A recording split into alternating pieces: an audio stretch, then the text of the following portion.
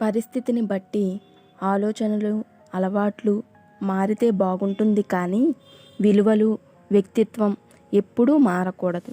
పరిస్థితులు ఎలా ఉన్నా నువ్వు నీలా ఉండడమే గొప్ప విషయం.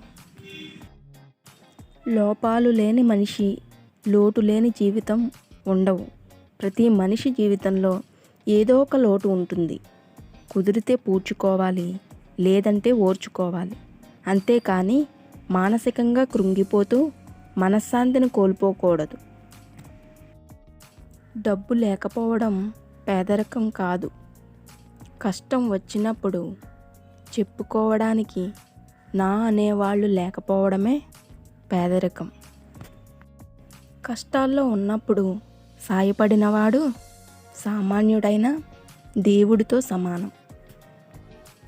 వినడానికి కష్టంగా అనిపించినప్పటికీ మన గురించి నిర్మోహమాటంగా మాట్లాడే వారి సలహాలు తీసుకోవడం చాలా మంచిది. కాలం ఎప్పుడూ ఒకేలా ఉండదు. తలపొగరుతో తిరిగిన వాడిని తలదించుకునేలా చేస్తుంది. తలదించుకుని బ్రతికిన వాడిని ధైర్యంగా బతికేలా చేస్తుంది. నవ్విన వాడిని ఏడిపిస్తుంది, ఏడ్చిన వాడిని నవ్వేలా చేస్తుంది. కాలం చేతిలో అందరం కీలుబొమ్మలమే. మనిషి విలువ తెలిసేది ఎప్పుడంటే మనల్ని ఇష్టపడే వాళ్ళని దూరం పెట్టినప్పుడు కాదు, వాళ్ళు కూడా మనల్ని పట్టించుకోనప్పుడు ఆ బాధ ఏమిటో అర్థమవుతుంది.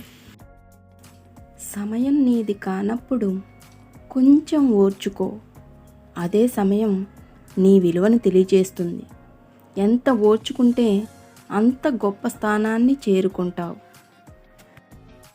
అందంగా మాట్లాడడం ఒక కళ. అనవసరంగా మాట్లాడకుండా ఉండడం ఇంకా గొప్ప కళ.